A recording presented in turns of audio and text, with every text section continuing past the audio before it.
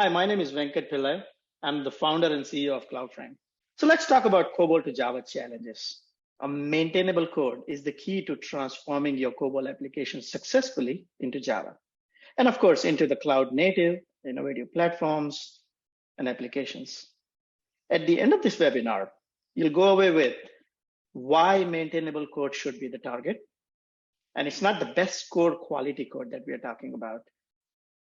And the impact or the harm of delivering a JOBOL to your application teams, and how CloudFrame addresses the three primary maintainable code issues. Quite an insight quote from Grace Hopper, the inventor of COBOL. As you know, the COBOL has delivered a great deal of value to an enterprise. It runs mission-critical applications today, but that's not the future. The future is cloud-based, highly integrated, highly scalable, highly accessible applications and system. And your business demands it. There's a risk, there's a cost, IT pains that will continue unless we look for the future. Now, the question remains like, how do we get from your existing mission critical COBOL application that's so vital to your system and move them into tomorrow's applications? In particular, we're gonna talk about Java. So you take a procedural COBOL application, you convert it to like for like procedural Java code that mimics a COBOL, and that's the JOBOL. That is not the future. So our modernization objective in an application that serves the business purpose, while we are transitioning away from COBOL, but we are not transitioning away from business logics. This means the new system must not break your functional and data equivalency, and it should be low risk, and it should cause little or no disruption. So that's the goal here. So what makes your COBOL transformation so difficult? That's quite challenging part. COBOL has many challenges for anyone that wants to transform to Java. Whether you want to rewrite, completely redesign system, which is going to be extremely difficult considering you have millions and millions and millions of lines of code, or you can do an automated generation, or you can put an army of people behind it with some kind of a half-hearted tools. But regardless of the process, it's going to be really difficult for you for many reasons. You have complicated data types, and we're going to describe them in a minute. You have a huge amount of numerical data types, complicated calculations, and those calculations are very different when you do it in COBOL. You have a data flows. Your COBOL programs might have go-tos, loops, and things like that. You have some people just generate an object type to make their life easy, but then it's going to be really hard for you to maintain down the line. You might have a dead code. And it's also not just the syntax of the COBOL language. It's a lot more than that. And that's what is quite complicated for your COBOL transformation and as such modernization. So you take a look at COBOL program today, you might have a people coded go-tos all over the place. Some people had a really good standard back in those days. So they only had a forward go-tos, but then people started being lax. So you might start seeing programs that have backward go-tos. I go to many customer sites where customers swears to us that they have the best COBOL standards. It's not gonna be a problem. When you start digging deeper into it, the people on the next generation, they have really relaxed. And there are things that you see really bothers you, that these are not the COBOL code that you ever thought you would have coded in the past. You have next sentence that jumps somewhere else. You have occurs depending on, you have negative indexes. They work in COBOL. What you're gonna do? You have an index that goes beyond the index range. What you're gonna do with them? You might have redefinitions, reference modification. Things like that makes it really hard for you to convert any of your legacy application. You can also have an array sizes problem. Your arrays have limited size in your COBOL. Your strings have a well-defined size. You're going to move to a modern language. You no longer have that restriction. And the people who are maintaining or coding, who have no mainframe background, they're going to look at it and they have no idea what it means to be comp1, comp2, comp3, comp4, or zillions of comp type variable and zone decimal type variables. There are lots of them. You can also have your data that changes a lot. You can, compiler option can change the way your calculations are done, whether you use trunk optimize as an example, standard, bin, rounding rules, all those things makes it really hard for you to make sure your data equivalency matches. And the challenge is not just goes beyond that. When you take a simple example of a COBOL, just take interest calculation. In COBOL, it seems very simple. It's just a simple compute statement. But when you convert it to Java, if you decide to use double, you see, especially in an environment where you have a complex COBOL calculations, your calculations won't match. There will be rounding differences, and especially you run through millions and millions and millions of round of processing.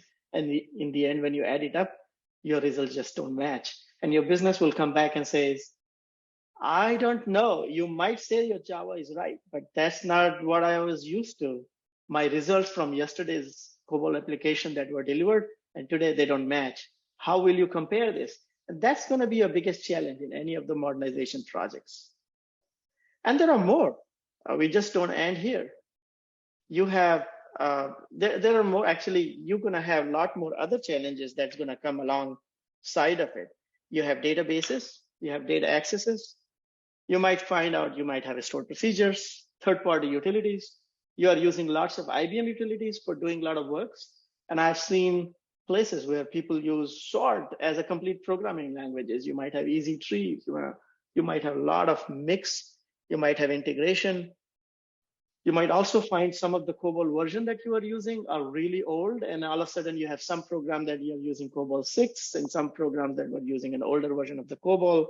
There are calculation differences. There are compiler version and option differences. People might start using IBM's language environment functions, and there are lots of them. They all needs to be addressed as part of your modernization. So at the end of the day, the point is, it is a quite challenging problem. And that challenge doesn't stop on just converting your COBOL to Java. So let's go to the next topic that we were trying to cover here is what is a maintainable Java code? And that's quite important to understand that, because when you go, your architects are always looking for something beautiful code, well redesigned, microservices. And here you have a 30, 40-year-old COBOL application, you converted it, and you want to move forward with it. What does it mean to have a maintainable Java code? The goal of a maintainable Java code is very simple in our mind. You have to have a Java developer who has no idea what your mainframe means. Should be able to take your COBOL code, at least without the knowledge of COBOL on a mainframe system, and be able to maintain it and move forward. Should be able to integrate with your new applications. Does that mean that you can have a great SonarQube rating, passes all your DevOps check? I can tell you many instances when you have a very illogical code and still can score extremely high in your SonarQube, passes the gate, but when your developer look at it and says, I don't like it because it's still harder for me to maintain it. Or sometimes you coded a code which you thought is perfect, and you look at a SonarQube rating and you say, oh, it's really problematic. I'm not able to pass my SonarQube. But if that's the criteria, then it's a very difficult proposition for you, because main reason for you to move away from your legacy application is to make sure that your new generation of programmers can maintain it. They can maintain it. They have an accuracy that matches with your COBOL application. Performance matches. They are readable, maintainable, understandable. Your cyclomatic complexity is reduced, if not completely eliminated. And your dead code is removed. So that's the definition of maintainable code we're going to talk about throughout our presentation. We talked about high quality score versus maintainable. Is that SonarQube rating sufficient? And of course, that's a very important quality gate. But like I talked about, it's very subjective. It's very philosophical debate that comes into the organization. You move from one organization to another organization, and the metrics changes, your quality gate changes. But one thing is very important. At the end of the day, it's your developer. Are your developer able to maintain your code? Can they understand it? Can they change it? That's the most important criteria, rather than getting into the philosophical debate. And not to forget the functional non-functional requirements, especially performance. When you come from a mainframe world, the performance has been given so much importance, and you get into a distributed world and you start worrying about the quality scores coming out of, for example, SonarQube metrics, and you did everything and you have a great quality score and it just won't perform. And you might have to do things that will make your Java code perform, but then you're going to break your quality score metrics. And it's a constant fight that you're going to figure out. You don't know which side to go to. And that's a very important factor that we want to highlight, is that maintainability of the code also means you take care of your non-functional requirements. So we talked about the maintainability of Java. Obviously, your goal is to lower the cost. That's number one thing. Lower the risk when you move away from your mainframe systems into your distributed world. You have an increased understanding of the code. The code that was written in COBOL was 30 years ago, and then it has been maintained over a period of time by so many different programmers. The original programmer probably is not there anymore. The people who are maintaining now are finding it difficult. So when they add a piece of code, they don't clean up the piece of code that was there before. And hence your code has become extremely complex and difficult to understand, even if you are an expert in COBOL. So when you take away this code into Java, you want to make sure at least you have a better understanding of the code. You remove as much as possible those dead code, complexity of the code, reduce the technical debt. So with that, the CloudFrame we want to introduce and what CloudFrame is going to do. Venkat, I wanted to take a break for a second, just to interject a little bit of marketing here. We've talked about maintainability and understandability of the code that we're generating for Java. We've put in place a proof of technology, we call it. And if you'll stay tuned, I'm going to talk a little bit about that at the end of the presentation and give you a chance to maybe sign up for that. So I wanted to just interject for a second, have you take a break and maybe get a sip of water before we jump into actually what we think is important as far as transforming COBOL code to maintainable Java, and give everybody an indication that we do have a way to prove what maintainable Java looks like. So Venkat, back over to you. We'll look at the important areas of transformation. Well, thank you, David. As you know, why do we make that claim, and what influences our automated transformation from tools like CloudFrame? And that's what we want to focus on. So you have in-depth knowledge of your COBOL and the mainframe environment, or maybe your subject matter experts are just moved on. They either got promoted, they become, maybe if you're a financial company, a managing director or vice president or senior vice president. You might have a people who just retired. You might have a people who are the original experts are no longer in the position where they were on your day-to-day firefights. And it's quite important that you understand the complexity when you move on to the next generation who's going to maintain it. So let's talk about the structure of your COBOL application. So structure of your COBOL application, you can have, we talked about go-to statements, and that's your biggest problem you're going to find it. I've seen many companies that claim that, we have really nice maintainable code. We don't use go-tos. And even if we go to, we do go to only to the exit para. And you start digging deeper into it as you start moving your tens and millions of lines of code in an automated fashion using CloudFrame. You're going to realize your code was not as clean and as good as you thought it was, just because it's been maintained over the period of time. And the complexity keeps increasing. Another important thing in the structure is your patterns. You have a lot of things you did in a COBOL, you probably don't want to do the same way when you move into the Java, especially date handling routines. There's huge amount of code that is written to convert your date formats, figure out converting it from US format, for example, to an international format. And there are patterns. Would you be able to recognize those patterns and convert them into an equivalent, much easy to understand Java code, or you're just going to go ahead and move them into like for like code conversion? So that becomes an important criteria for you. You also have a COBOL-based labels and variables. So those COBOL-based names have hyphens and they are long names, even though the COBOL names are limited to 30 characters. When you move into the Java, you have a different naming conventions. You have camel case. And what CloudFrame will do is take care of all these things for you. It will recognize the go-tos, especially if you have a cyclic dependencies, backward go-tos. CloudFrame will figure out, is that a known pattern? Is that a pattern CloudFrame has seen previously, convert it into a better pattern in your Java to make it perform a loop or a for loop, and also try to figure out the COBOL names and see if it can make a justice out of it and make it more readable names out of it. You also have a modular approach of converting your COBOL to Java code, because today when you create your COBOL programs, you have everything into one big monolithic programs. You have a file control sections, the files, you have database operations, you have COBOL logic, everything is embedded inside your COBOL program.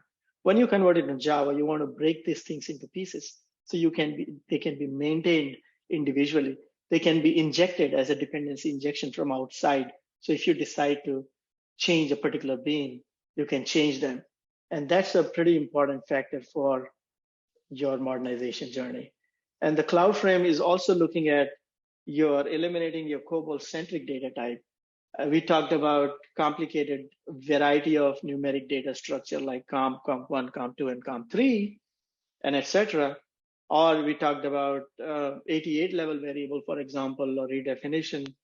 But CloudFrame will convert your data structure. It will make it converted into a COBOL primitive type wherever possible. Means your numeric types will simply get converted to short, long, int, big decimal for decimal, because if you just convert your decimal type data type into a double variable in Java, you're going to lose precision really fast, and your results are never going to match. So that's an important criteria for data conversion, to make sure your Java programmer understands what they are, not just a typical mainframe data type a JOBOL conversion would do and move them into Java world, which nobody knows what they mean and no one knows how to maintain them. So it's important that data type conversion and a complex data structure should be converted into a Java-centric data type. And the complex data structure, if they should be converted into a bean that can be maintained. You also have to worry about the memory-based data management. So many a times you have a redefinitions where you make a change to one portion of your redefinition, other portion of your bean gets impacted. Now, how are you going to do that in COBOL? It's a really complex problem to handle. And that's what, that's one of the reasons why people had in the past, especially the vendors who came during the Y2K time, have gone with a JOBOL type Java conversion. But nobody wants it nowadays, especially in a cloud native world. You want to make sure your Java code is maintainable. And you want to make sure you handle things like set address, set pointers, and what you're going to do with them in your data type.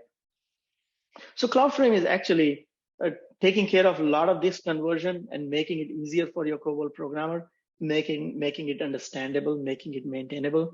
Array handling is an important piece of it. In COBOL, your array sizes are fixed. You can say occurs 1 through 100 or occurs 1,000. You move into the Java world, you're going to use one of the packages like Java util array list or list, and they are unlimited in size. It just gives you an expansion forever. It just makes your life easy. Not that today you have 100 cores, you created an array of 100. Tomorrow you have 200, you got to go back in COBOL program, change your COBOL program. You don't want to be doing that. So understanding and optimizing your code is very important. So CloudFrame does a lot of analysis. It figures out what is the dead code, what are the patterns, what can be removed. It pretty much knows that code can never be reached. A lot of legacy constructs, COBOL constructs, remove them and put them. Commonly accepted principles, and many a time you have a common code that is repeated across COBOL code. CloudFrame can recognize those common codes and move them into a shared bean that can be shared across multiple COBOL programs, so it's just easier for you to maintain them. So that's a lot of analysis that needs to be done, and it's all done in 100% automated fashion. Make sure you have the least amount of code bloat. Sometimes, we got to be practical. It's just not possible for an automated code converter to completely remove the redundancy and complexity, but you're going to be pleasantly surprised that a lot of it has been converted and moved into a format that's pretty easy for a Java programmer to maintain it. And lastly, we talked about annotation. So CloudFrame has been looking at the annotation, use of annotation is pretty helpful. It just reduces the complexity of the code, just makes it easier for your programmer to maintain it. And also when you convert to annotation, we want to make sure we don't give you something that's very custom to CloudFrame and that locks you in. We want to make sure that is something very industry standard, something that your Java programmer is used to, understand it, and maintain it.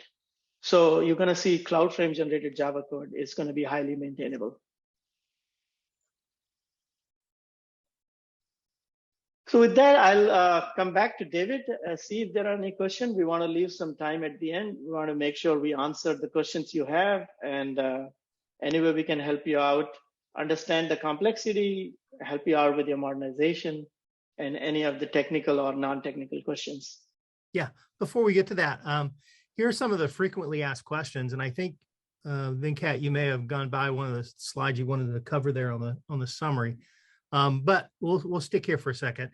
I think when we talk about maintainable code, there are certain open source standards that are used, and I think Spring Boot is what CloudFrame uses, and maybe you can explain why we've gone that direction as far as using that as our standard for generating code. Why is the Spring Boot framework important to us? It's a great question, David. So when you convert your Java code, you want to make sure that you use the modern principle, aspect-oriented programming, for example, because you're converting a legacy code. Let's say you have 10 million lines of code and you convert everything in an automated fashion. I think it should be good enough for you to continue using it as is. But what you're going to find, your business is changing, your requirements are changing. Out of that 100% of the code that's now moved into your distributed world, maybe 10 or 20% of the code, you want to rewrite it. It's a lot easier for you to rewrite that 10 and 20% of the code rather than rewriting everything from a scratch, which is going to be a nightmare. It's going to take years and years and years, and you will never be able to get a business justification or return on investment. And when you do that, you want to make sure the code that was generated by CloudFrame is easy for you to change it. So one thing we decided is the dependency injection is a very important factor for us. And ability for you to inject your own bean at some point of time when you are ready to do, we generate the whole thing for you automated. But you might say, hey, I want to change certain beans, I want to change certain implementation, and all those things, injection. Instead of we providing you a framework and locking you into a vendor-specific lock, we said, why not we use an open source that everybody understands? So we started out with a Spring Boot technology, and not just the Spring Boot, David. We also started adopting a lot of Spring technology. For example, Spring Batch and a Spring Cloud Data Flow. Spring-related technology is a lot easier for somebody to maintain it. It's easier for you to find resources in the market that can continue to maintain that piece of code. Dependency injection was the main reason why we decided to go that route. Okay. All right. Thanks for answering that. We have a couple of questions from the audience, but I want to get to a couple of these other FAQs. There's a question there around the time it takes to generate or transform COBOL into Java. We'll use 1 million lines of code as the reference point. Estimation, how long does that take? Quite an interesting question. Because it's a completely automated transformation, CloudFrame can actually, depending on how big your servers you put it in, can take your 1 million lines of code and convert it into Java within less than 30 minutes.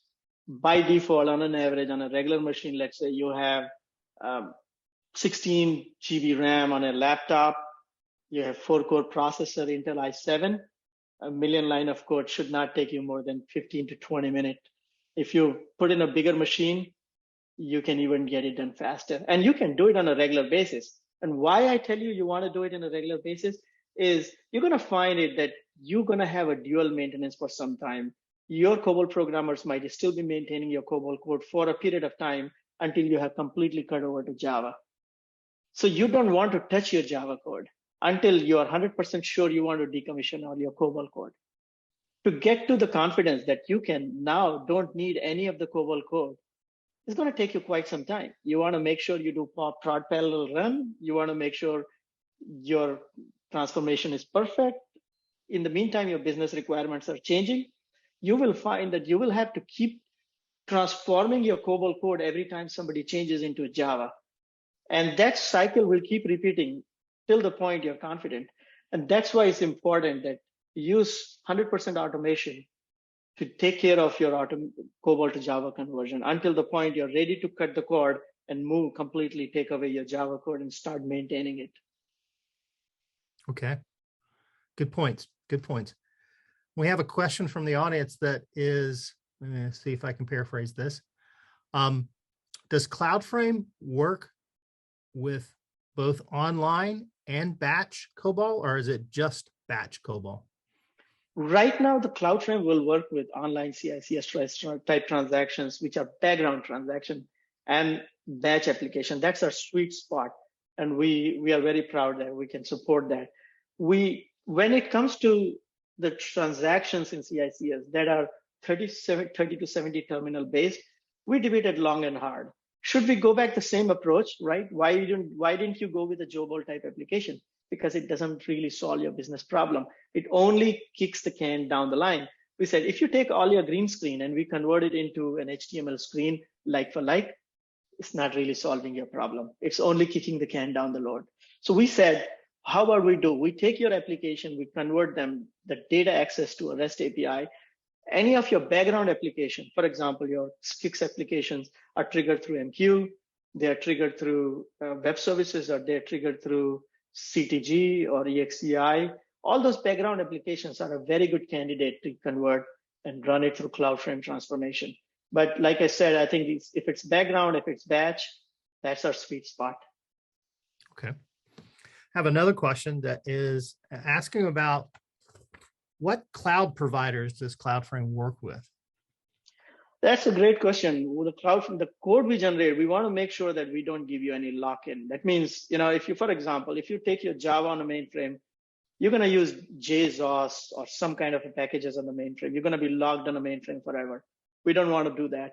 If you move to a cloud provider and if you give a very cloud provider specific implementation of function as a service of cloud provider services, we lock you to the vendor. We don't want to do that. So when CloudFrame generates the code, our first principle is generate a code that is cloud independent, can run on-prem, can even run on Java on Z, can run on your hybrid environment, and can run on a cloud provider.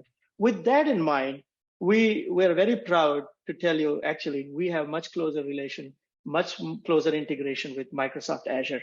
And we can do actually a lot more better integration if you decide to go with an Azure platform. And we always recommend that, but our focus is to give you something that can run anywhere on any cloud provider. Okay. We've reached the bottom of the hour, and I want to make sure that if we have any other questions from the audience that we take those.